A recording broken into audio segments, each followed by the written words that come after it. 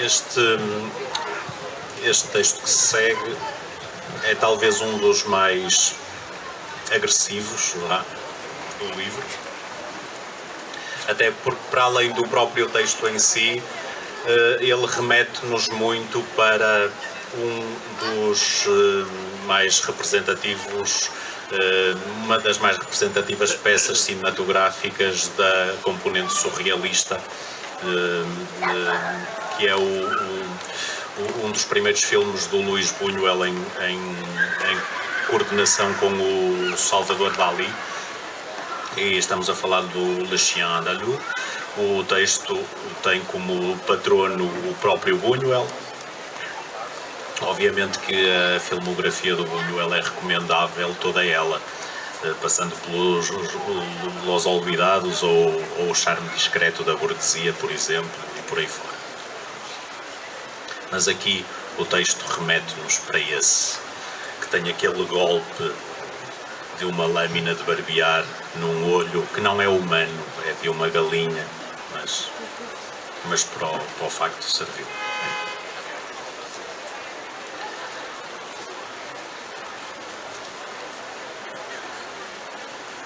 Nessa melodia que reaparece, sem antes ter existido, todos os troncos de limoeiros são palavras impronunciáveis. De qualquer modo aproximo-me da porta e movimento o braço na direção da maçaneta.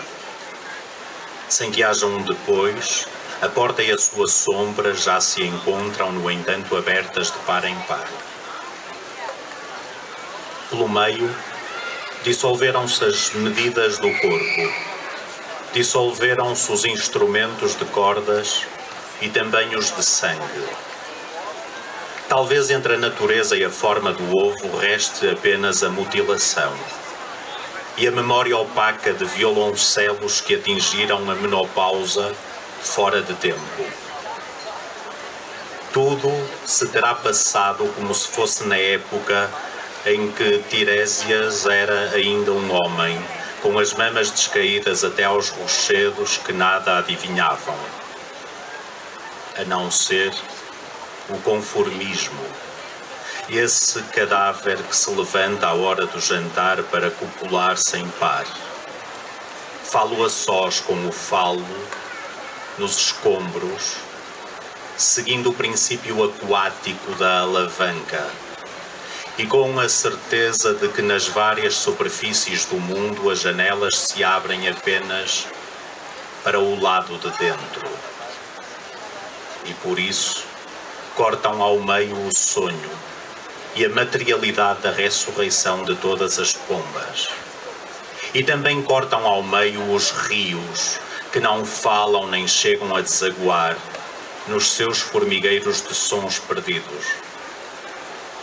Lembro-me de ter dito, sentado à mesa do café, enquanto empurrava o período jurássico para fora da história: escrevemos o guião em menos de uma semana, seguindo uma regra simples, adotada de comum acordo: não aceitar ideia ou imagem que pudesse dar lugar a uma explicação, fosse ela qual fosse.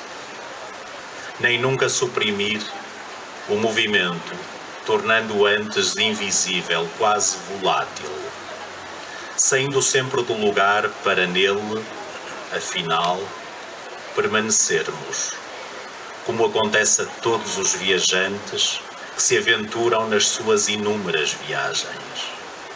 Sem darem por isso, estão sempre parados a celebrar a morte de Gôngora e a luz produzida através de lascas e de estilhas para não fazer doer o olho cortado pela lâmina no primeiro dos momentos da criação.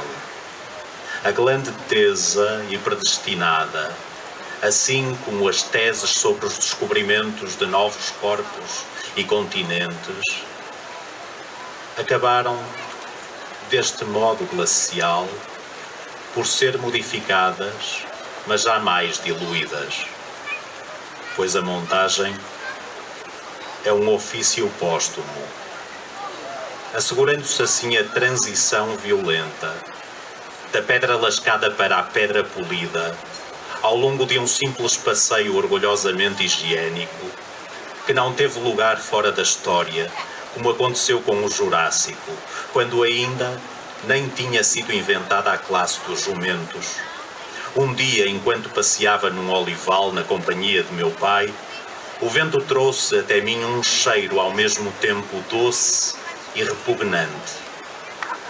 A menos de 100 metros, um burro morto, tremendamente inchado e dilacerado, servia de banquete a uma dezena de abutres e a vários cães. Fiquei fascinado com aquele espetáculo de Deus. Foi deste modo elegante, com a memória a afagar os cristos espanhóis que sangram até ao interior da medula, que eu acordei para continuar a sonhar de câmara na mão. E com a gelatina pegajosa, de tal modo invejada pelos abutres, que tive de os fechar à chave para que a retratibilidade das suas garras assentasse finalmente na própria definição de belo, que é também um modo de abolir a realidade quando vista por esses necrófagos à garupa e à lente, tendo em vista ampliar a imaginação daquele pobre homem de fato castanho e camisa bege, sentado na plateia da sala escura a olhar para as sombras que se extinguiam na projeção dos gigantes magnéticos, ou do corpinho da Virgem que é levado para trás da garagem, sem qualquer resposta e logo ali devorado pelos insetos, ao fim de tão poucos séculos. Embora no círculo de pessoas que observavam a sequência com atenção, uma das mulheres acabasse por encontrar uma mão, caída no meio do chão entre as beatas e as escarradelas. Foi o sinal que bastou para que um tufo de pelos se transformasse em ouriço e desse depois origem a uma cabeleira de frade com franja circular, bordadura de astro com plumas brancas que saiam das paredes em direção à maçaneta da porta, outra vez, e de tal maneira que os anjos existissem, também encostariam a boca às estátuas de mármore para as sugar, até voltarem a adormecer nos âmagos da lama.